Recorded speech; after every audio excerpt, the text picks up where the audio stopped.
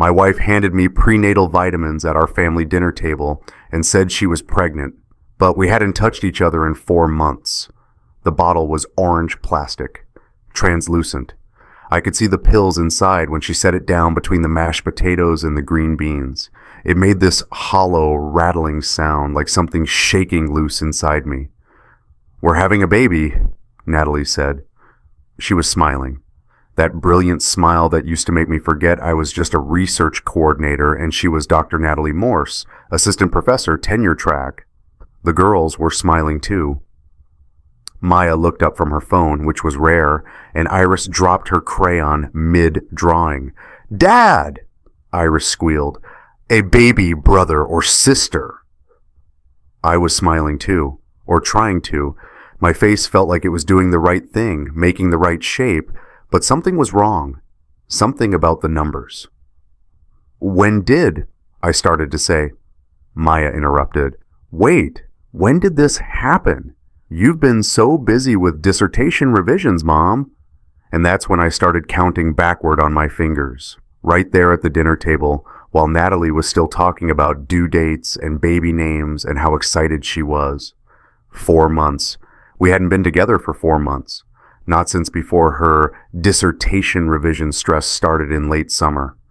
It was December now, cold outside, snow starting to stick to the windows of our faculty housing unit in Burns Park. She claimed 12 weeks along. That put conception in late September, but in late September, she'd been staying late at the lab, coming home exhausted, too tired, too stressed. The 10-year review process, she'd said, you wouldn't understand the pressure. My fingers were still on the table, counting. Maya was watching me now, her 14-year-old face starting to show confusion. "Dad," she said, "you okay?" Natalie's smile froze. Just for a second, but I saw it. After 18 years of marriage, you learn to read the micro-expressions, the tells. "Of course he's okay," Natalie said quickly. Her voice had that edge, the one she used when a graduate student questioned her methodology. "He's just surprised. We both are. It's wonderful news." She reached across the table and put her hand on mine. Her fingers were cold. I looked at the vitamin bottle. The white cap had those little arrows you had to line up to open it, child-proof. The label was partially peeled at the edge, like she'd been picking at it nervously. I could smell something faintly through the plastic, fish oil, the omega-3 formula. "Yeah," I said. My voice came out flat. "Wonderful." Behind Natalie's head on the shelf in our living room, I could see her dissertation, maroon leather binding, gold lettering catching the dining room light, cognitive mechanisms of deception recognition. 300 pages about how people detect lies. The irony would hit me later. Iris went back to her drawing. I glanced at it, construction paper, orange, crayons scattered across her placemat. Our family. 4 stick figures. Dad was the biggest one, holding both girls' hands. Mom was smaller, off to the side, distant. I hadn't really looked at it when she'd shown me before dinner. Now I couldn't stop looking at it. Maya was still watching me. Smart kid. Takes after me, people say, even though she's got Natalie's academic ambition. She volunteers in my research lab after school, learns the methodology, the careful observation, the way you build a case from evidence. "When's the due date?" Maya asked. "March 15th, Natalie said. I kept counting in my head. September. That's when she went to Chicago, the Cognitive Science Conference. I'd coordinated her travel, booked her flight, reserved her hotel, scheduled her panels. I'd stayed here with the girls because someone had to help Iris with her science project and drive Maya to swim practice." "That's wonderful," I said again, same flat voice. Natalie's hand tightened on mine. After dinner, after the girls went upstairs to do homework, I found myself standing in the bathroom. The vitamin bottle was sitting on the counter next to Natalie's expensive face cream and my cheap drugstore toothpaste. Our marriage in product form. I picked up the bottle. The pills rattled.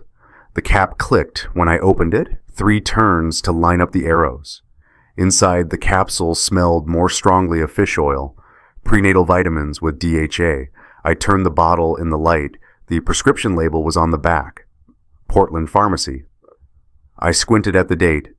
October 10th, 6 weeks ago. She'd gotten this prescription 6 weeks before tonight's announcement. Known for 6 weeks and told me tonight. The numbers kept spinning in my head like a combination lock that wouldn't open. October 10th, minus 12 weeks. Late July, early August. We'd been together then, once, maybe twice. But September? Nothing. And the dates didn't line up right. They were close, but not quite. Like a grant application with fudged data. Looks good until you check the methodology. I set the bottle down. It made that hollow rattling sound again. From downstairs, I could hear Natalie loading the dishwasher, the familiar clink of plates. She was humming, something classical. She always hummed when she was nervous. Behind me, on the wall, hung a photo from last year's faculty retreat. Group shot at the university pavilion. Natalie in the back row with the other tenure-track professors. I was in the front with the coordinators and admin staff. Separate, always separate. She used to joke about it. Behind every great researcher is a great research coordinator. Her self-deprecating laugh, my self-deprecating smile. I touched the frame without meaning to. In the photo, Dr. Jonathan Pierce stood next to Natalie. Department chair, 53, 3 published books, controls the tenure decisions. His hand wasn't touching her in the photo, but they were standing close, closer than other people. I went back downstairs, poured myself a glass of water, sat at the kitchen table while Natalie finished the dishes. "You're quiet," she said, not looking at me, scrubbing a plate, just thinking. "About? Math." She laughed. "You and your numbers, always calculating something." She turned off the water, dried her hands on the dish towel with the University of Michigan logo, gift from the department. "I know this is unexpected, but it's a gift, Ethan. We're going to have another baby." "Yeah," I said. She came over and kissed the top of my head. I could smell her jasmine perfume. The same perfume from when we met 19 years ago, when I was a graduate coordinator and she was finishing her doctorate, when she looked at me like I was smart, before the PhD came, before she learned that in academia, credentials matter more than competence. That night, lying in bed, I counted again. The ceiling fan made its slow circuit above us. Natalie's breathing evened out. She could always fall asleep instantly. One of her superpowers. 4 months since we'd been intimate. Maybe closer to 5 if I was being honest. She'd been so stressed. The dissertation revisions, the teaching load, the research demands, I'd understood. I always understood. Behind every great researcher is a great research coordinator. I kept counting until the numbers blurred into the dawn. The next morning, I was looking for my department ID badge. We had a lab meeting at 9, and I needed to get into the building early to set up the equipment. I checked my desk drawer, the kitchen counter, the coat closet. "Have you seen my name tag?" I called to Natalie. She was in her home office. We'd converted one of the spare bedrooms into her writing space, walls lined with academic journals and conference proceedings. "Try my conference folder," she called back. "I think I grabbed it by accident last time." Her conference folder was on the dining room table, a leather portfolio, actually, expensive. Her father gave it to her when she defended her dissertation. I unzipped it. Papers, notes. A copy of her CV with recent publications highlighted. A conference program from 2 weeks ago, Chicago Cognitive Science Conference, the one I'd coordinated her travel for, and a hotel keycard, white plastic, the conference logo in blue ink, Peninsula Chicago printed on it, and on the paper sleeve in Natalie's handwriting, room 3615. I picked it up. The plastic made a clicking sound when I tapped it against the table. The sleeve was slightly bent, like it had been in someone's wallet. Her handwriting was unmistakable, that careful print she used for important things. Room 3615, the Peninsula Chicago, I'd booked her a standard room, single occupancy, not a suite, not room 3615. I'd have remembered. I coordinated every detail of her travel. I always did. That was my job. Behind every great researcher. My hands were shaking. The card kept clicking against the table. Click, click, click. Find it? Natalie appeared in the doorway, saw what I was holding. Her face did something complicated. Oh, that. I can explain. You can explain why you have a hotel keycard from a different room than the one I booked. The hotel upgraded me. The conference room block was full. They moved me to a suite. You wrote the room number on it. Yes, so I wouldn't forget. It was a big hotel, Ethan, easy to get lost. She said it so smoothly, so easily, like she'd practiced, which maybe she had. 300 pages on detecting deception. She'd know how to lie, know what people look for, know how to avoid the tells. Did you like the suite? I asked. It was fine. Look, I'm late for class. Can we talk about this later? She took the key card from my hand. Our fingers touched. Hers were cold again, like last night at dinner. She dropped the card in her purse and was gone before I could ask any more questions. I stood there in our dining room. Rebecca Hart walked past our window. She's one of the doctoral candidates in my lab. She waved. I waved back automatically. Behind me, on Natalie's shelf, her dissertation caught the morning light. Cognitive mechanisms of deception recognition. I touched my office door frame. The wood grain was smooth under my fingertips. 18 years of marriage. 18 years of supporting her career. Behind every great researcher is a great research coordinator who doesn't ask too many questions. But I was asking now. If you've ever found something you wished you hadn't, something that changed everything you thought you knew, just type "found it" in the comments. You're not alone in that moment of your world shifting. I got to campus 15 minutes late. The lab meeting was already starting. Maya was there. She liked to sit in on the sessions when she didn't have school. She looked up when I came in, gave me a questioning look. I shook my head slightly. Not now. After the meeting, I went to my office. Coordinator's office, they call it, not professor's office. The distinction matters in academia. My office is smaller, no window, but it's mine. 18 years of grant applications, methodology designs, research protocols, the work that makes the research happen, the work that nobody sees. I pulled out a file. The NSF grant approval letter from last year. $850,000, major funding. I'd written most of it. Designed the methodology, justified the budget.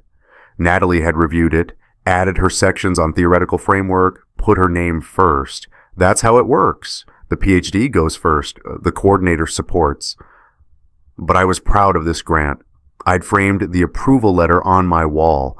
National Science Foundation letterhead, heavyweight paper. That raised seal you can feel with your fingertips. I took it off the wall now. Read it carefully. Ethan Morse, Principal Coordinator. Dr. Natalie Morse, Research Lead.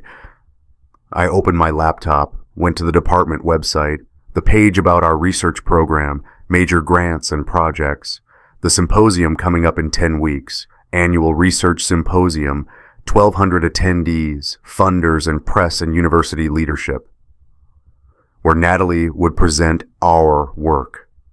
I scrolled down to the grant listing. Principal investigators, Dr. Natalie Morse, Dr. Jonathan Pierce. Administrative support, Ethan Morse. I read it again, and again. The words didn't change. Dr. Jonathan Pierce, our department chair, the man who stood next to my wife in the faculty retreat photo, the man who controls tenure decisions, the man whose name was now on my grant, my methodology, my $850,000 of justified research, reduced to administrative support. The paper crackled when I set the frame down, that stiff official paper sound. My hands were shaking again. There was a knock on my door. Marcus Klein, our IT director, friend for 12 years. We'd started at the university the same semester. Ethan, you okay, man? You look... I'm fine. You're not fine. You look like you found out something bad. I gestured at the computer screen. When did this happen? When did they add Pierce as co-PI on this grant? Marcus came over, looked at the screen, frowned. I don't know. Want me to check the revision history? Yeah, please. He pulled out his phone, tapped a few things. The page was updated 3 weeks ago, November 15th, he looked up, by Natalie's login. 3 weeks ago, right after she got back from Chicago, right after room 3615. Marcus, I said slowly, can I ask you something? Sure. Did you go to Chicago for that conference? Me? No. Why would I go to a cognitive science conference? He laughed, then stopped laughing when he saw my face. What's going on? Nothing. Forget it. Ethan. Forget it. I'm just tired. He looked at me for a long moment. If you need anything, you know where my office is. After he left, I sat there staring at the screen. The grant letter was in my hands. The paper made small crackling sounds as my hands trembled. Behind every great researcher is a great research coordinator who just figured out he's been erased from his own work. The National Science Foundation's seal was slightly raised. I ran my finger over it, round and round. The texture was hypnotic. This seal represented validation, recognition, proof that my work mattered. Except now it didn't have my name on it, not where it counted, not where the world would see it. I thought about the prenatal vitamins, the hotel keycard, the grant, the timeline, the numbers that didn't add up, the way Natalie's hand had been cold when she touched mine, the way Dr. Pierce's hand had been close to her shoulder in that photo. I put the frame back on the wall, straightened it carefully. Then I walked down the hall to find Marcus. His office was at the end of the corridor, door open. He looked up when I knocked. Changed your mind about needing something? Yeah. I closed the door behind me. I need to know if you saw Natalie in Chicago 2 weeks ago at the conference. Marcus's face shifted. Ethan, just tell me, please. He sighed, rubbed his face. Okay, yeah, I saw her. Emily and I went to Chicago that weekend for our anniversary. Stayed downtown. We went to Bella Vista for dinner, that Italian place off Michigan Avenue. And I saw Natalie. She was there, having dinner. The office suddenly felt very small. With Pierce? Yeah. Listen, man, I didn't want to... What were they doing? Just talking, but... He hesitated. His hand was on hers, on the table, and they were in the corner booth, the private one. And when I saw them, Natalie looked up and saw me, and she looked scared, Ethan, for just a second. Then she waved like everything was normal, like running into your husband's friend while having dinner with your boss in another city is totally normal. The floor felt unsteady. When was this? Thursday night, November 14th. The conference was that weekend, right? But this was Thursday night. Pre-conference dinner, maybe? Thursday night. The night before the conference officially started. The night Natalie had texted me. At library doing final prep for presentation tomorrow. Love you. Marcus was still talking. I didn't know if I should tell you. Emily said I should mind my business. But then you asked, and I can't lie to you, man. We've been friends too long. Did anyone else see them? I don't know. The restaurant was pretty full. Maybe 30, 40 people. But we were on the other side. I don't know if... Show me. Show you what? Your calendar. Show me when you made the restaurant reservation. Show me it was really that night. He pulled up his phone. Showed me the open table confirmation. Bella Vista. Thursday, November 14th, 8 p.m. I pulled out my phone. Opened Natalie's text from that week. There it was. At library doing final prep. Long night ahead. Don't wait up. Ethan, Marcus said quietly. What's going on? She's pregnant. What? That's good, right? The timeline doesn't work. We haven't... I stopped. Couldn't say it out loud. The timeline doesn't work. Marcus went very still. Oh. And my name is off the grant. and she has a hotel key from a room I didn't book. And now you're telling me she lied about where she was that night, and she was with Pierce. Shit, man, I'm so sorry. I stood up, paced to his window, looked out at the campus. Students walking between buildings, bundled against December cold. I used to be one of them. Graduate coordinator, young and ambitious and believing that hard work mattered more than credentials. 18 years ago, before I learned the truth. Marcus, can you do me a favor? Anything.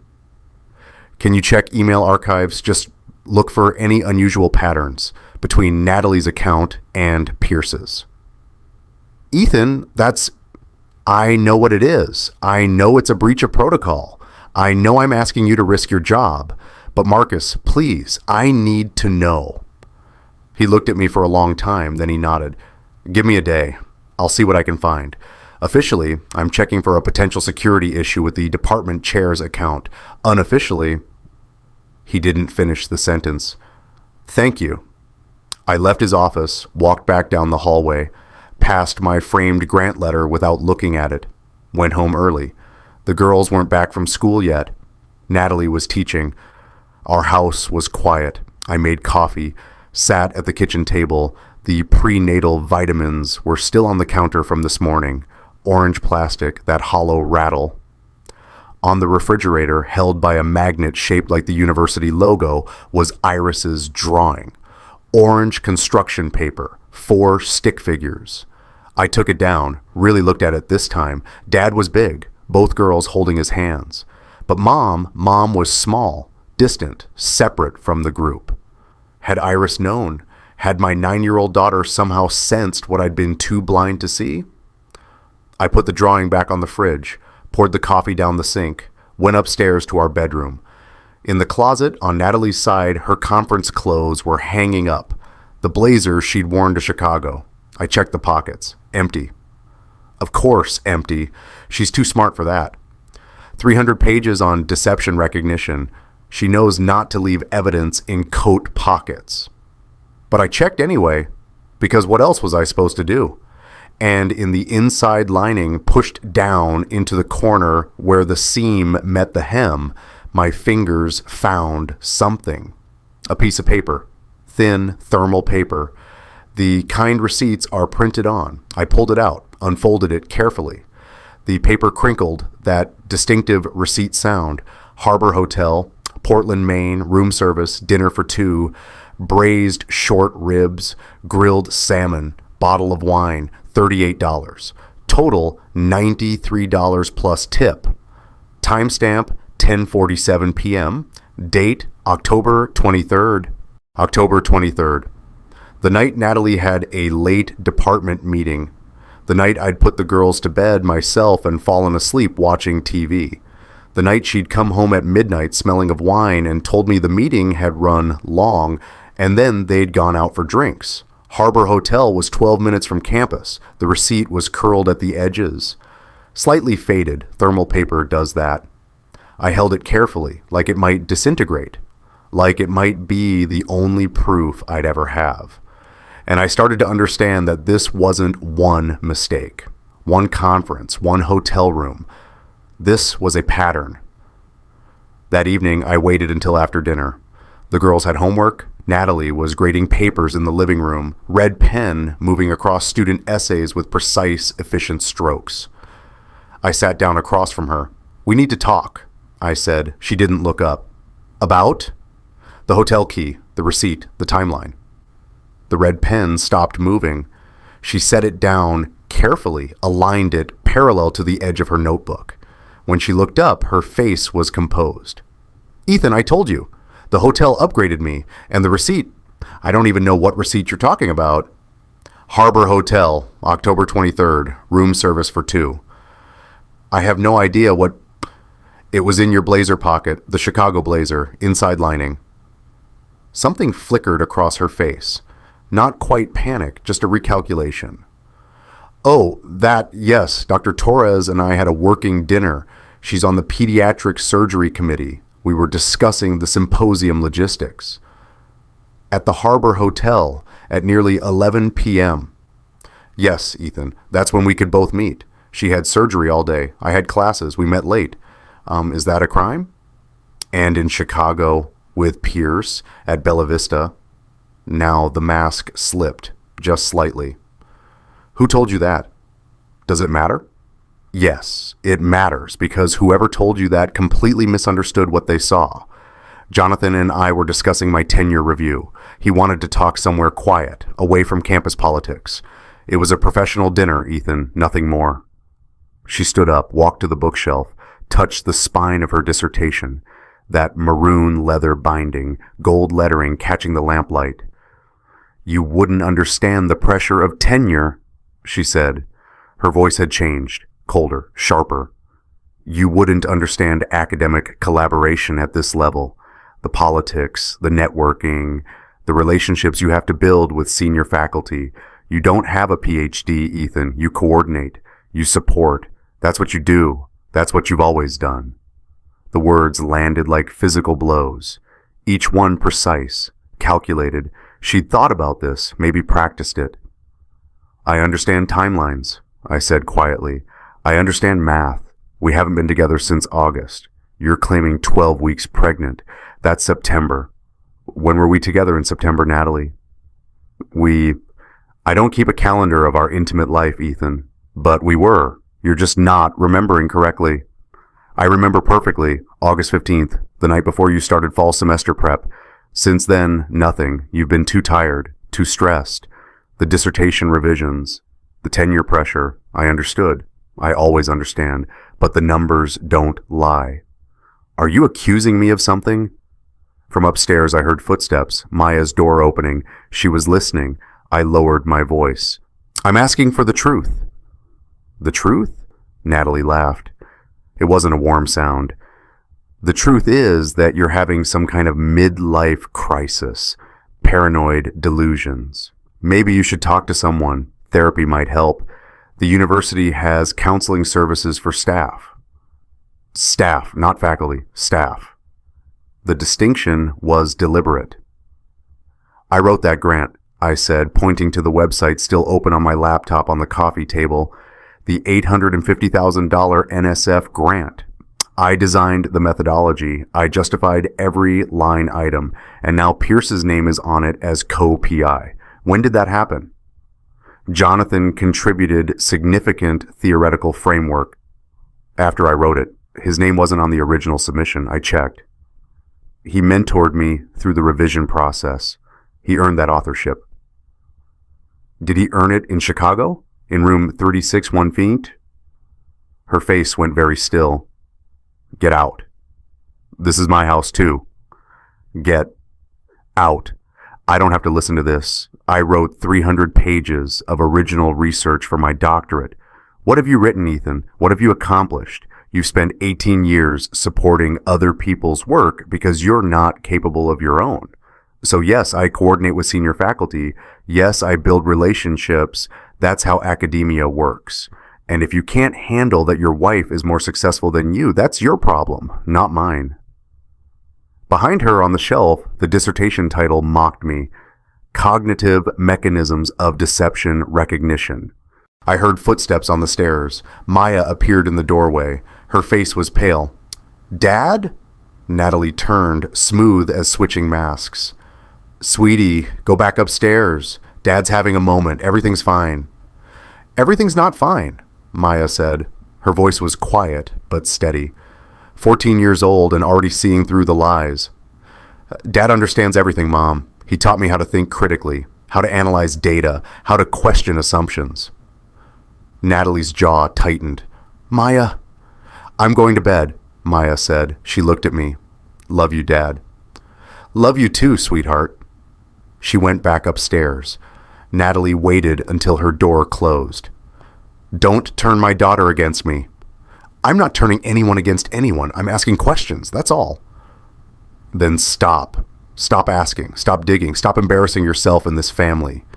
She picked up her papers, her red pen, walked to her home office and closed the door. The lock clicked. I sat in the living room for a long time. The house was quiet except for the furnace humming. Outside, snow was falling. I could see it through the window, illuminated by the streetlight. Burns Park in winter, faculty housing where the PhDs lived, and their support staff spouses. The next morning, I got to campus early. Dr. Helen Zhao's office door was open. She was already there, reading something on her computer, coffee steaming beside her. 56 years old, senior professor, chair of the department ethics committee. She'd been kind to me for years, treated me like a colleague, not support staff. She looked up when I knocked. "Ethan, early start today. Do you have a minute?" "For you. Always. Come in. Close the door." I sat down. Her office was larger than mine, window overlooking the quad, bookshelves packed with research journals and photographs of former graduate students who were now professors themselves. On her desk, I saw a copy of our NSF grant letter, the one with my name still on it, Principal Coordinator. "What's on your mind?" she asked. I didn't know how to start. How to say, "I think my wife is having an affair with our department chair. I think they've been stealing credit for my work. I think the baby she's carrying isn't mine." So instead I said, "Do you think I'm smart?" She blinked. "What kind of question is that?" "An honest one." She set down her coffee, leaned forward. "Ethan, you're one of the smartest people in this department. You design methodologies that half our PhDs couldn't conceive of. You write grants that secure millions in funding. You mentor graduate students better than most professors. The only difference between you and them is that you didn't have money for grad school. That's it. That's the only difference." "Natalie says I coordinate, I support. That's what I do." "Natalie says that?" Her voice sharpened. "That's disappointing to hear. She says I wouldn't understand academic collaboration, the pressure of tenure, because I don't have a PhD." "Ethan." Dr. Zhao stood up, came around her desk, sat in the chair next to mine. "Listen to me carefully. A PhD is a piece of paper that says you spent 5 to 7 years specializing in an increasingly narrow field until you knew everything about almost nothing. It doesn't measure intelligence. It measures persistence and access to resources. You have taught yourself more about research methodology than most doctorate holders ever learn. You are brilliant. Don't let anyone tell you otherwise." My throat felt tight. "Even my wife?" "Especially not your wife." She went back to her desk, picked up the grant letter. "I've been reviewing this for the symposium presentation. I noticed something odd.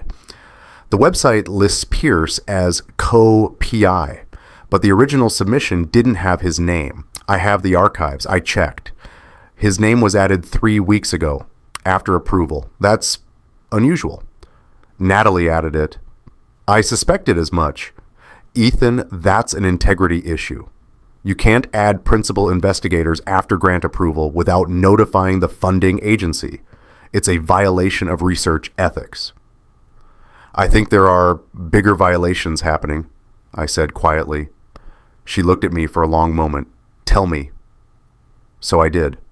The pregnancy timeline, the hotel key, the receipt, Marcus seeing them at dinner, the way Natalie had dismissed my concerns, the way she'd weaponized my lack of PhD against me. Dr. Zhao listened without interrupting. When I finished, she was quiet for a moment. "Ethan, I'm chair of the ethics committee. If there's evidence of an inappropriate relationship between Pierce and a junior faculty member he supervises, especially one whose tenure he controls, that's a serious violation." Title 9, Power Differential. It affects the integrity of the entire department. I don't have proof, just circumstantial evidence. Circumstantial evidence is still evidence, but you'd need more. Documentation, pattern of behavior, witnesses. She paused. "I want you to know that my door is open, officially or unofficially. If you need to tell me something, I'm listening." "Thank you." I stood to leave. At the door, she called my name. "Ethan, stop saying behind every great researcher is a great research coordinator. I've heard you use that line. Stop it. You're not behind anyone. You're beside them, often ahead of them. Don't diminish yourself.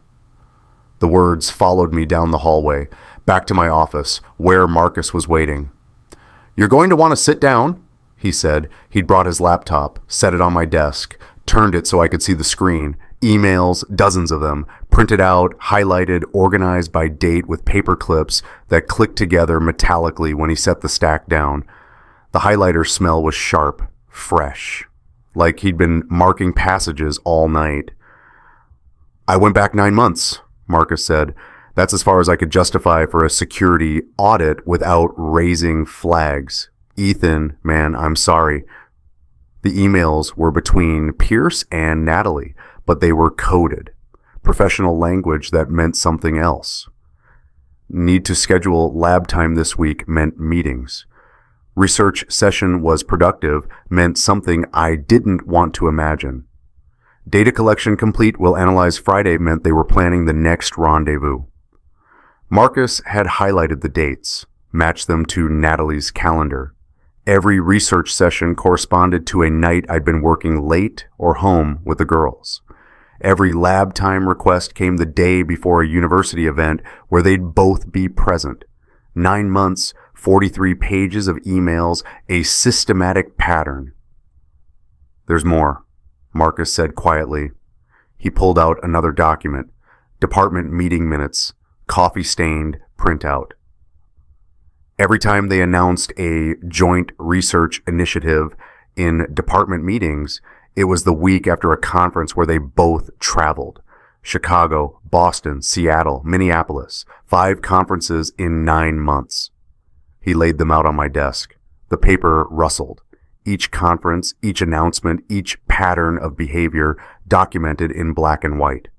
The last email is from 2 days ago, Marcus said. He pointed to the final page. The symposium is in 10 weeks. Excited to present our collaborative work. E will support the presentation as always. Ethan.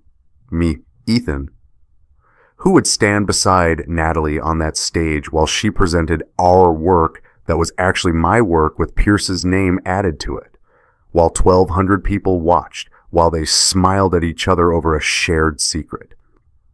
He'll stand beside you while you present our work, I read aloud from another email, and he'll never know. My hands were shaking. The papers made thick shuffling sounds as I tried to organize them. Marcus reached over, steadied the stack.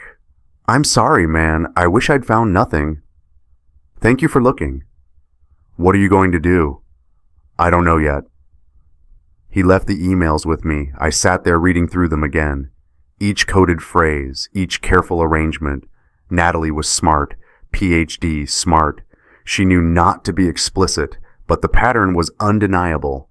Like a grant application with fudged data, looks innocent until you check the methodology. My phone buzzed. Text from my sister Claire. Mom's birthday lunch Sunday. You coming? Claire, my older sister, high school English teacher, 3 years older than me. She'd been there when Dad died. When I decided not to pursue my own doctorate because Dad's hospital bills had drained the family savings, and Claire was still paying off her teaching credential loans. I texted back, "Can I come over tonight instead? Need to talk." Of course. Dinner at 6? At 6, I was sitting in Claire's living room. Her house was smaller than mine, but warmer somehow. Less like faculty housing, more like a home. Her husband was at a school board meeting. Her kids were upstairs doing homework, just us. I told her everything. She listened the way she always had, completely, without judgment, without interruption. When I finished, she was quiet for a long time. 18 years, I finally said. I wasted 18 years thinking I wasn't good enough, thinking that supporting her was enough, that being behind every great researcher was noble. She's been using it against me, using my own self-deprecation as a weapon. Stop, Claire said firmly. Stop what? Stop saying you wasted 18 years. Stop saying you're not good enough. That's her voice in your head, Ethan, not yours, not the truth. She stood up, went to her garage, came back carrying something heavy, red metal, familiar, Dad's toolbox. She set it on the coffee table. The latches clicked when she opened it. That sound I remembered from childhood. Inside, the trays squeaked as they folded out. The smell of machine oil was strong, immediate, Dad's smell. "Do you remember what Dad did?" Claire asked. "He was a janitor at the university." "He was a maintenance technician. And do you know what he maintained?" "The physics department's particle accelerator, the chemistry lab's mass spectrometers, the engineering building's clean rooms. He fixed equipment that PhDs broke. He rigged solutions that professors couldn't figure out. He read physics journals for fun. He was brilliant, Ethan." She pulled out a wrench, set it on the table. The metal rang softly. But he believed the lie that janitors aren't smart, that people without degrees are somehow less. He died believing that lie, and I'll be damned if I let you believe it too. "Claire, no, listen to me. You've spent 18 years doing the intellectual work while Natalie took the credit. You design the experiments, you write the grants, you solve the problems, you mentor the students. The only thing Natalie has that you don't is 3 letters after her name. That's it. Those 3 letters don't make her smarter. They don't make her better. They certainly don't make her more worthy." She picked up a screwdriver, turned it in the light. "This toolbox represents Dad's intelligence. Practical, real, valuable, not less than professors, different. You inherited that intelligence, Ethan. You build things, you fix things, you make research possible. That's genius. That's worth." I was crying. Didn't realize it until Claire handed me a tissue. "She knows you're her equal," Claire continued. "That's why she had to keep you small. If you ever realized your own worth, you'd see that she needed you more than you needed her. The research isn't hers. It's yours. She's been stealing it. And when you started asking questions, she weaponized your insecurity to shut you down." I pulled out the grant letter. I'd been carrying it in my jacket pocket, unfolded it on the coffee table. Claire read it, smoothed it out carefully. "Ethan Morse, principal coordinator," she read aloud. "Dad would be so proud of this. This is brilliant work. You wrote this?" "Mostly." "Then it's yours. Not hers, not Pierce's, yours." She refolded the letter, handed it back to me. "What are you going to do?" "I don't know." "Yes, you do. You're going to stand up for yourself. You're going to show Maya and Iris that self-respect matters more than keeping peace. You're going to teach them that you don't stay with people who treat you as less than." They love their mother. They'll love truth more. Kids always do. They just need someone to show them it's safe to tell it. The toolbox sat between us, red metal scratched from decades of use. The smell of machine oil, Dad's hands, Dad's intelligence, Dad's work that academia never recognized. I touched the handle. It was smooth and warm, metal that had been held thousands of times, by hands that fixed what others broke, by hands that solved what others couldn't, by hands that were brilliant even without the piece of paper saying so. "Don't die with regret," Claire said quietly. "Dad did. He told me 2 days before his stroke. He said, 'I should have left your mother, should have shown you kids that self-respect matters. Instead, I stayed and taught you that suffering silently makes you a man.' Don't teach Maya and Iris that lesson. Teach them the truth." I stayed for dinner. Claire's family was loud and warm and normal. Her kids teased each other. Her husband told Dad jokes. Nobody weaponized intelligence. Nobody dismissed anyone as just anything. When I got home, the house was dark except for one light. Maya's room. Her door was open a crack. I knocked softly. "Come in, Dad." She was sitting at her desk, her laptop open, spreadsheets, documents, data. "What are you working on?" I asked. "A project." She turned the laptop so I could see. "For school.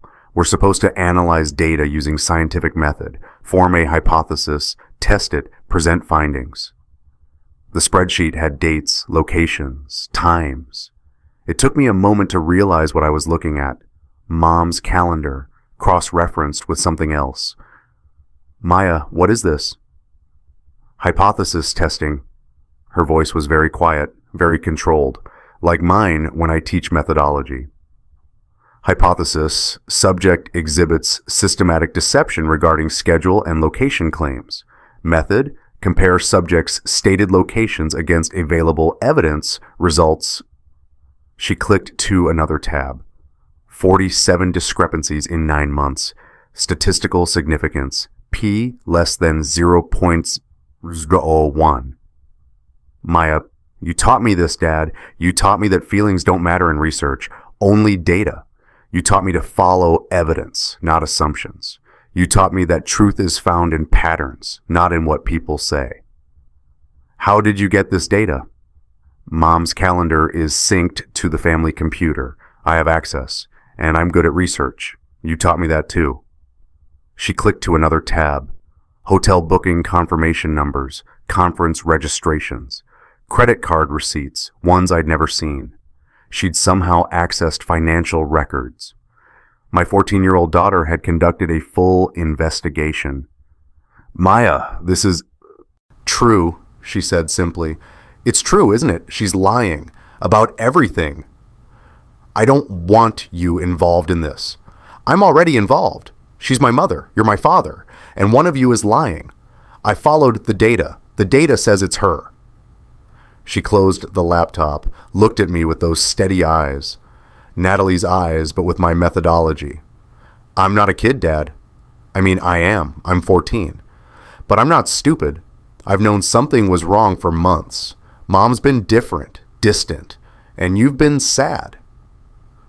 I thought it was my fault. Like maybe I wasn't getting good enough grades or Iris was too loud or something. But then the pregnancy announcement happened and the timeline was wrong, and I started investigating because that's what you taught me to do. Investigate. Follow evidence. This isn't a science experiment, sweetheart. I know, it's worse. It's our family. Her voice cracked slightly. But the data is clear, Dad. Mom's lying. And I think I need to show you something.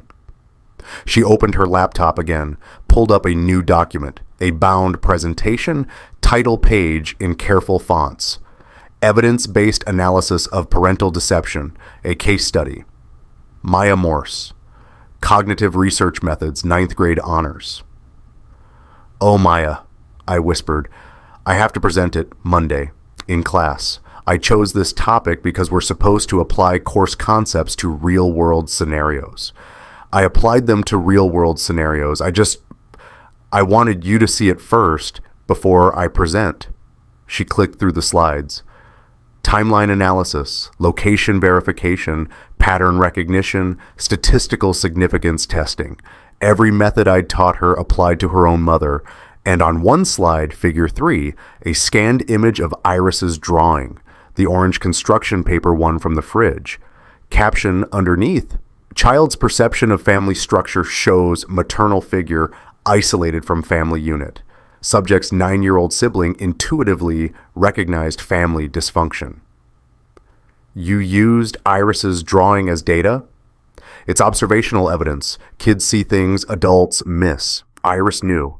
She might not have had words for it, but she knew. Look at the picture, Dad. Really look at it. I looked. Mom small and distant. Dad big and central, holding both girls' hands. Family of 3 with one person watching from outside. When did she draw this? 3 months ago, September, right when... Maya didn't finish the sentence. Didn't need to. Right when Natalie got pregnant. Right when the affair was happening. Right when our family was breaking apart and a 9-year-old felt it first. What are you going to do with this presentation? I asked. Present it Monday in class, unless you tell me not to. Maya, no, Dad. You always taught me that science requires integrity, that research requires honesty, that we follow the data wherever it leads, even when it's uncomfortable. Were you lying? Or does that only apply when the data doesn't hurt? The question hung in the air between us. My daughter, my brilliant, observant, methodical daughter, looking at me with a challenge. with a need to know that everything I'd taught her was real. "The data is never wrong," I said finally. "Present your findings." Her whole body relaxed.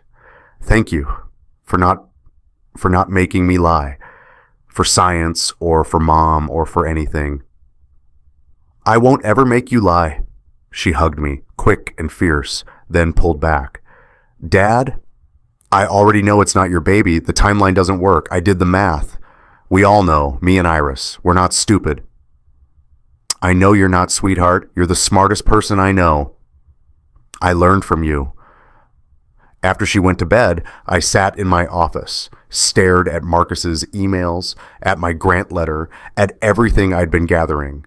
Tomorrow was Friday. I'd been putting off the confrontation, but Maya had just shown me that courage looks like standing up for truth, even when it costs you everything. Friday morning, I walked into Jonathan Pierce's office without knocking. He looked up from his computer, 53 years old, expensive suit, 3 books on his shelf with his name on them, and next to them a maroon leather binding, gold lettering, Natalie's dissertation, intimate detail, personal item in his office. "Ethan," he said, surprised, "do you have an appointment?" "No." I closed the door behind me, walked to his desk, set the grant letter down in front of him. "But we need to talk about this." He glanced at it. "The NSF grant? That's excellent work. Natalie and you, I interrupted. Interesting phrasing, because when I wrote this grant 9 months ago, your name wasn't on it. My name was. As principal coordinator, Natalie was research lead. You weren't mentioned. I contributed significant theoretical framework during the revision. After approval, you added your name after the grant was approved. That's a research ethics violation, Dr. Pierce. You can't add PI's post-approval without notifying NSF. His face changed. The friendly colleague mask dropped. "Ethan, I understand you're upset. Natalie mentioned you've been having some concerns. Perhaps you should talk to someone. The university has excellent counseling services for staff." Staff. That word again. "I'm not upset," I said quietly. "I'm just stating facts. You added your name to my grant illegally. You've been having an affair with my wife. You got her pregnant. And now you're trying to gaslight me into thinking I'm crazy for noticing." He stood up, leaned forward, hands on his desk. "You need to be very careful about what you're saying, Ethan. Very careful. I control your position here, your funding, your job. If you want to continue working at this university, I suggest you go home, take some time off, and think about whether making unfounded accusations against the department chair is really in your best interest." Is that a threat? It's advice. From someone who's been in academia longer than you, who understands how things work. Your support staff, Ethan, excellent support staff, best coordinator we've ever had. But you're not a researcher. You don't have a doctorate. You run our calendars. You book our hotel rooms. That's your place. If you want to keep that place, I suggest you remember it. The words were almost identical to Natalie's, like they'd rehearsed, like they'd discussed exactly what to say to keep me small. "I don't just book your rooms, Jonathan," I said. My voice was very quiet, very steady. "I build your methodologies, I write your grants, I solve your research problems. The difference between us isn't education, it's character." I picked up the grant letter. "And your character is currently sleeping with my wife." His face went dark red. "Get out of my office." "Gladly." I turned to leave. The door pushed open before I reached it. Maya stood there, face pale. She'd heard everything. Behind her in the hallway, I could see Rebecca Hart and 2 other grad students, all frozen, all listening. "Dad," Maya said. Her voice was shaking but steady. "Let's go. He's not worth it." I walked past Pierce, didn't look back. Maya took my hand, hadn't done that in years, too old for hand-holding usually, but she did it now. Led me down the hallway past the witnesses, past the department secretary who wouldn't meet my eyes. In the parking lot, Maya stopped. She didn't finish. I'm sorry you heard that. I'm not. I needed to hear it. I needed to hear you stand up to him. To hear you say you're worth more than how they've been treating you. She squeezed my hand.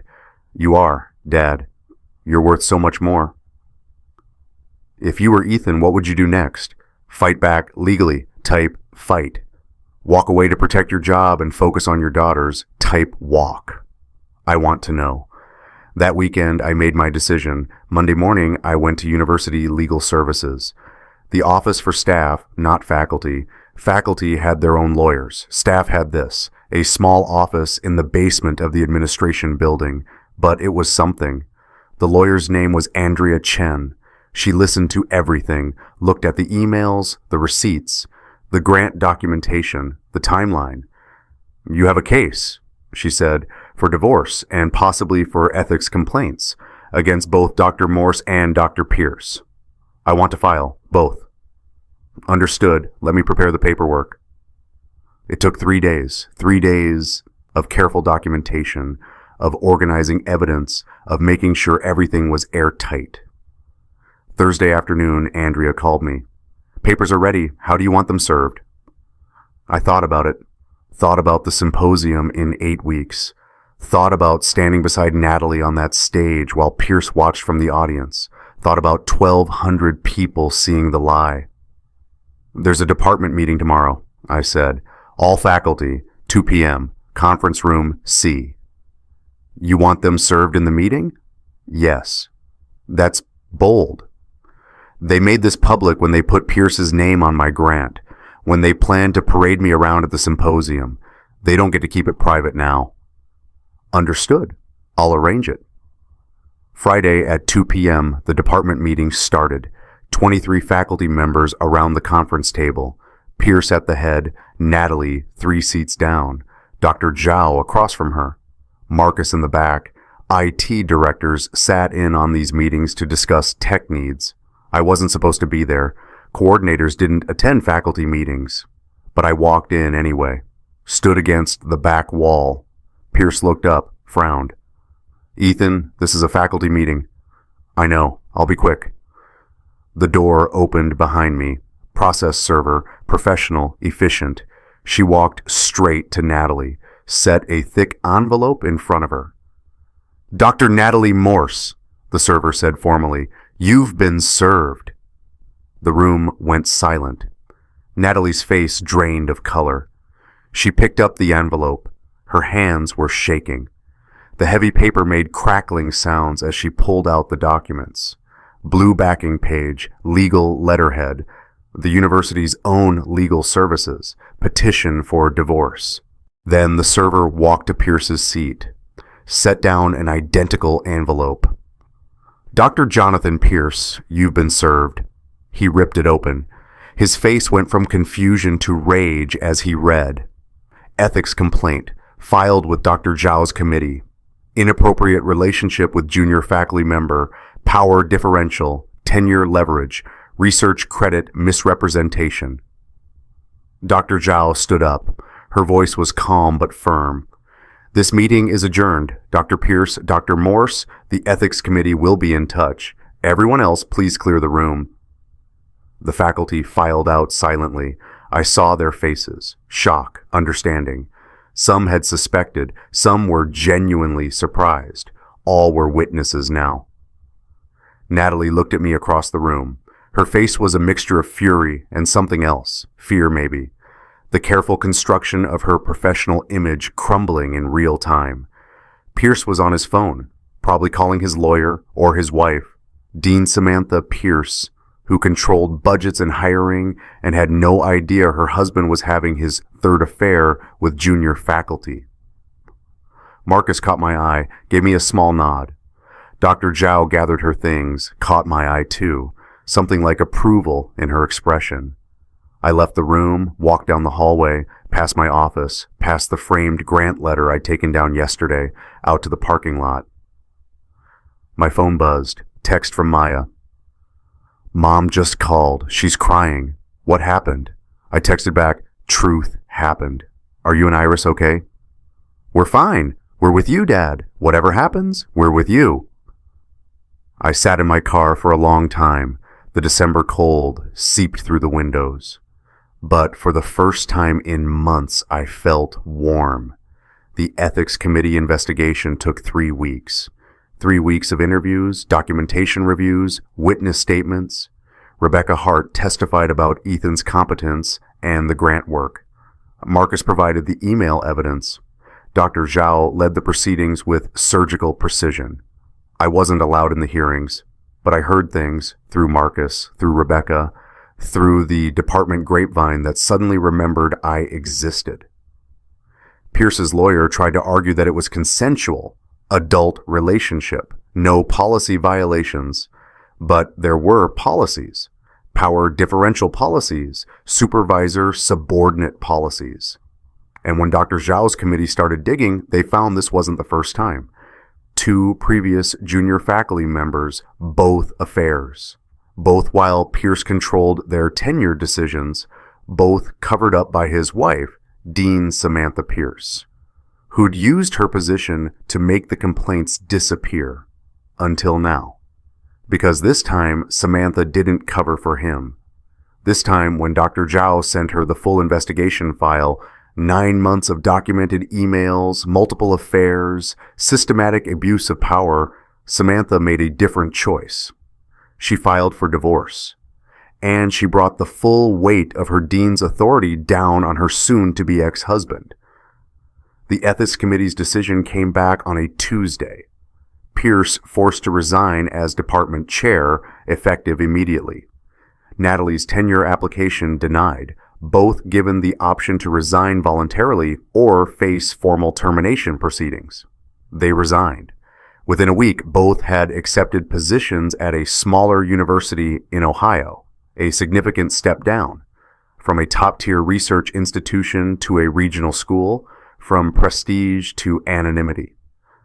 I watched them pack their offices, watch Pierce box up his books, his awards, his carefully constructed academic reputation. Watch Natalie take down her framed publications, her conference photos, her networking mementos.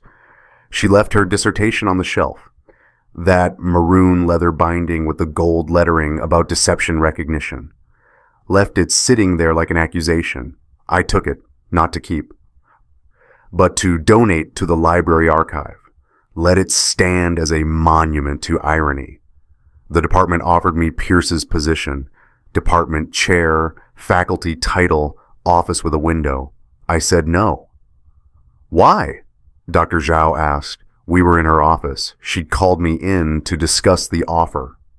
Because I'm not a PhD, I said, and because this department needs to hire someone with actual credentials, someone who earned it, not someone who got it because of a scandal. Ethan, but I have a counteroffer, I continued. The university needs a director of research operations, someone to coordinate all grants across departments, to mentor research staff, to design methodologies, to do what I've been doing, but officially, with proper title and proper pay and proper recognition. She smiled. I'll bring it to the dean. 2 days later, I had the job. Director of Research Operations, substantial raise. Office with a window. My name on the directory without assistant or coordinator or support staff. Just Ethan Morse, Director of Research Operations. The grant was officially recredited, my name restored as principal investigator, Pierce's name removed. The NSF was notified. The paperwork was corrected. The website was updated. I took down my old framed letter, got a new one printed, proper attribution, hung it in my new office. Maya came to see the office on move-in day.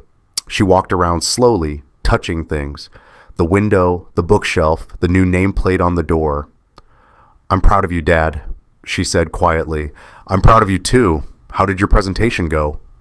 She smiled, a small, sad smile. I got an A. Teacher said it was the most rigorous application of research methodology she'd seen from a freshman. She also said, Maya paused. She said she was sorry, that applying those methods to my own family must have been painful, but that truth matters more than comfort. Your teacher is right. I know, you taught me that. We moved out of faculty housing. The divorce wasn't final yet. Maine requires 60 days, but I couldn't stay there. Too many memories, too many ghosts. Found a place in a different part of Burns Park, smaller, but ours. Just the three of us. Maya and Iris helped me apartment hunt. We picked one together, 2 bedrooms for them, 1 for me, living room with good light, kitchen big enough for family dinners. Moving day was organized chaos. Claire came with her family. Marcus came with his wife. Dr. Zhao stopped by with food. Rebecca brought boxes of books from my old office. Where do you want this? Marcus held up the red toolbox. Dad's toolbox. Claire had given it to me officially. You earned this, she'd said. Living room, I said. On the shelf, next to where the grant letter will go. He raised an eyebrow but didn't question, set it down carefully. The latches clicked. The metal rang softly against the wooden shelf. Iris appeared with a roll of orange construction paper. Dad, can I draw a new picture for the fridge? Of course, sweetie. She settled on the floor. Crayons spread around her. I watched her work while unpacking boxes. Same orange paper, same crayons, but this time 3 figures, Dad in the middle, Maya on one side, Iris on the other, all holding hands, all smiling. The background was bright, yellow sun, blue sky, green grass, no empty space in the corner, no distant figure, just 3. What do you think? She asked, holding it up. It's perfect. She taped it to the fridge herself. First thing in our new home, her art, her truth, her family redefined. Maya had been quieter, going through the motions of unpacking but distant. I found her in her room, sitting on her bed, holding something, her science fair ribbon, 3rd place, blue satin. You okay? I asked. Yeah, just thinking. She set the ribbon on her dresser, not prominent, not hidden, just there. I talked to Dr. Martinez, my therapist. I'd gotten both girls into counseling. Maya had been having anxiety attacks. Iris had been having nightmares. Divorce is hard on kids, even when it's necessary. What did Dr. Martinez say? That it's okay to love Mom and also know she was wrong, that both things can be true. Maya looked at me. Do you think we'll see her again after she moves to Ohio? I don't know. That's up to her. And if she wants to see us, then we'll figure it out, together, as a family, the 3 of us. Maya nodded, took a breath. Dad, I need to tell you something about the baby. My chest tightened. Okay. I don't want to know them. Is that bad? Everyone says half-siblings are still family, but I don't want anything to do with that baby. It's not the baby's fault, I know that. But every time I think about it, I think about what Mom did, about the lies, and I can't. That's not bad, that's honest. And honesty is what this family is built on now. She relaxed.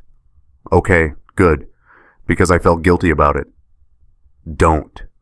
You don't owe anyone a relationship, not Mom, not Pierce, not their baby. You get to choose who's in your life. That's what I'm teaching you now. That's the lesson I should have taught you years ago. She hugged me. I'm glad you're teaching it now. The weeks passed. Work was good, different, better. I had authority now, resources, respect. Graduate students came to me for methodology advice. Departments requested my input on grant applications. I was building something real. Home was different too. Quieter without Natalie's presence, but warmer somehow. We ate dinner together every night, did homework at the kitchen table, watched movies on weekends, learned how to be a family of 3. Maya's anxiety improved. Dr. Martinez said it was because the uncertainty was gone. When you're living with deception, your body knows something's wrong even when your mind can't name it. Now the truth was out. The anxiety eased. Iris started bringing her drawings to show and tell at school. My family, she'd say. 3 people. Dad, Maya, me. Her teacher called to check if everything was okay. I explained about the divorce. The teacher said Iris seemed happier, more confident, drawing more freely. She's not trying to include someone who doesn't want to be there anymore, the teacher said. She's drawing the truth. That's healthy. Maya's 15th birthday fell 2 weeks after we moved, but she asked to delay the party. I don't feel like celebrating yet, she said. Can we wait until it feels right? Of course. We waited 3 weeks until the apartment felt like home, until Maya's anxiety had been manageable for 2 consecutive weeks, until Iris's nightmares had stopped, until we'd found our rhythm. Then Maya said, okay, I'm ready now. For what? A birthday party, but just family, your family, our family. Not a big thing, just the people who matter. We kept it small. Claire's family, Marcus and his wife, Dr. Zhao, Rebecca. 9 people total in our little apartment. Pizza, store-bought cake because none of us were bakers. Charades because Maya loved word games. It was loud, chaotic, full of laughter. Nothing like the formal faculty dinners Natalie used to host. Everything like home. After cake, Maya handed me something. I made you something for your new office or here, wherever you want it. It was a card. Construction paper, orange like Iris's drawings, but Maya's style. Careful handwriting, a sketch in the corner, 3 figures holding hands, and inside her words. Dear Dad, behind every great person is great character, not a PhD. You're the smartest person I know, not because of what you know, because of who you are.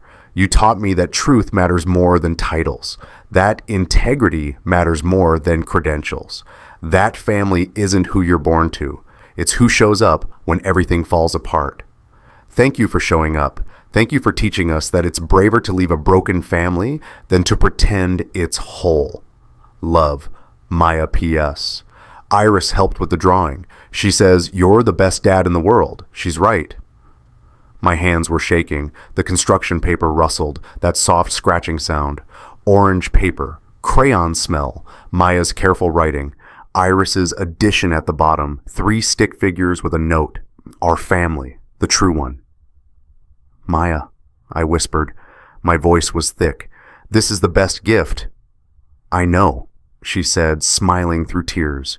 You were going to say, best gift I ever received was having you two. You say it every birthday, every Christmas, and we believe you now because you proved it. You chose us. You chose truth. You chose yourself. That's the gift, Dad, not the card. You. I pulled her into a hug. Iris joined in. Claire was crying in the corner. Dr. Zhao was wiping her eyes. Marcus was suspiciously studying the ceiling. Later, after everyone left, after the girls went to bed, I sat in the living room, looked around at our new home. The red toolbox sat on the shelf, cleaned and polished. The latches gleamed.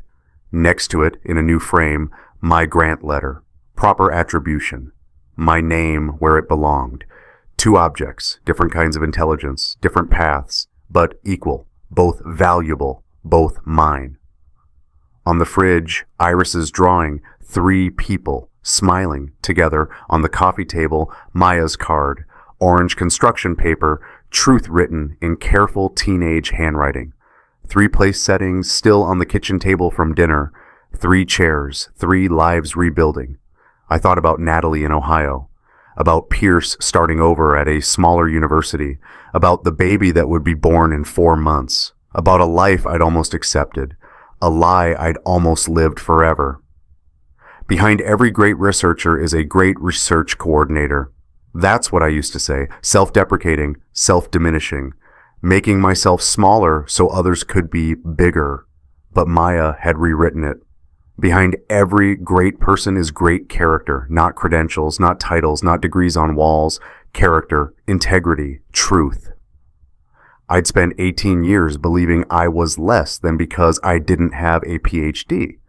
18 years supporting someone who used that belief against me. 18 years teaching my daughters that suffering silently was noble. But I'd stopped, finally. I'd shown them something different. That leaving takes more courage than staying. That truth matters more than peace. That family is built on honesty, not biology. Maya and Iris redefined what family means for me. Not who you're born to, but who shows up with truth. If you've built your own chosen family, the people who saw your worth when others didn't, tell me about them in the comments. And if this story moved you, subscribe. I tell stories about finding your worth, standing up for truth, and redefining success on your own terms. I'll see you in the next one. The apartment was quiet now, just the hum of the refrigerator, the distant sound of traffic, normal sounds, home sounds. I stood up, walked to the shelf, touched the toolbox. The metal was cool under my fingertips, smooth from years of my father's hands. Hands that fixed things, solved problems, built solutions. Hands that were brilliant even though academia never acknowledged it. I touched the grant letter frame, glass smooth, my name in official print, recognition finally given, work finally credited. Two objects, two kinds of knowing, practical and theoretical, working class and academic. Dad's legacy and my achievement, not opposed, not separate, together, equal, both intelligence, both valuable. I thought about Dad, about his deathbed regret, about teaching me the wrong lesson, about dying wishing he'd left, wishing he'd shown me that self-respect matters. But maybe he'd taught me anyway, just not directly. He'd taught me by negative example, by showing me what happens when you believe the lie, when you accept less than you deserve, when you stay in a life that diminishes you. And I'd learned eventually, with Claire's help, with Marcus's evidence, with Maya's research, with Iris's drawings, with Dr. Zhao's validation, with my own slowly dawning realization that credentials don't make someone worthy. Character does. I picked up Maya's card again. Read it one more time. Behind every great person is great character, not a PhD. She'd transformed my self-deprecating joke into a mission statement, into truth, into the lesson I needed to teach them, and I had, by leaving, by filing for divorce, by standing up to Pierce, by choosing truth over comfort, by showing them that family isn't about maintaining appearances, it's about showing up authentically, honestly, courageously. We were a family of three now, smaller, quieter, but whole in a way we'd never been before. I set the card on the shelf, propped it up between the toolbox and the grant letter, orange construction paper against red metal and glass frame, past, present, and future, all together. Through the wall, I heard one of the girls laugh in her sleep. Maya, probably. Her anxiety was better. Her sleep was peaceful now.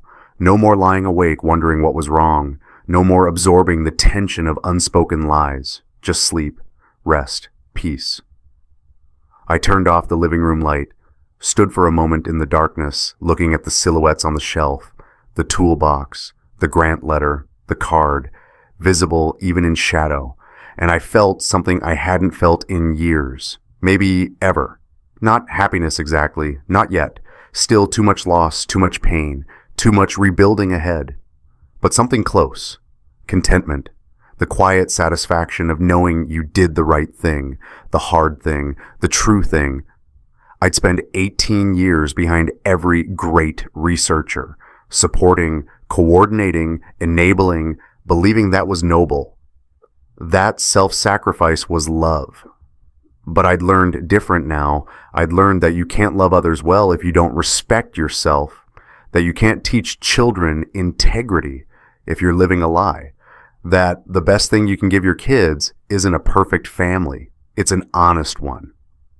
Maya and Iris were learning that now, learning that Dad valued truth enough to blow up everything for it, learning that credentials don't equal worth, learning that you choose your family by who shows up when everything falls apart.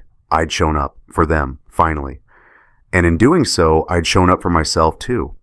Behind every great person is great character, not a PhD, not a title, not a position. Character, the courage to tell the truth, the strength to walk away, the wisdom to know that losing everything except your integrity means you haven't lost anything that matters. I walked to my bedroom, past the girls' rooms, both doors open a crack, both of them sleeping peacefully. My family, the true one, built on truth instead of lies, small instead of impressive, real instead of perfect. I lay down in my bed in my new apartment, in my new life. The ceiling was different from the old house, no fan, just empty white space, like a blank page, like a fresh start. Outside, snow was starting to fall. December in Michigan. The same month Natalie had announced her pregnancy. The same month everything had broken apart. But breaking apart isn't always tragedy. Sometimes it's necessary.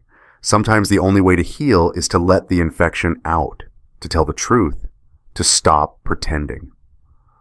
I closed my eyes, thought about the symposium happening next month, where Natalie would have presented our work, where I would have stood beside her like always, supporting, behind, less than, but I wouldn't be there now, neither would she, neither would Pierce. The scandal had changed everything. The department was rebuilding, new chair, new dynamics, new honesty, and I was building too. New position, new home, new relationship with my daughters based on truth instead of image. New understanding of my own worth that didn't depend on someone else's validation. Behind every great person is great character. Maya's words, but my truth now, finally. I fell asleep to the sound of snow against the window, to the quiet breathing of my daughters down the hall, to the peace of a home built on honesty. And for the first time in 18 years, I didn't dream about being less than. I dreamed about being enough.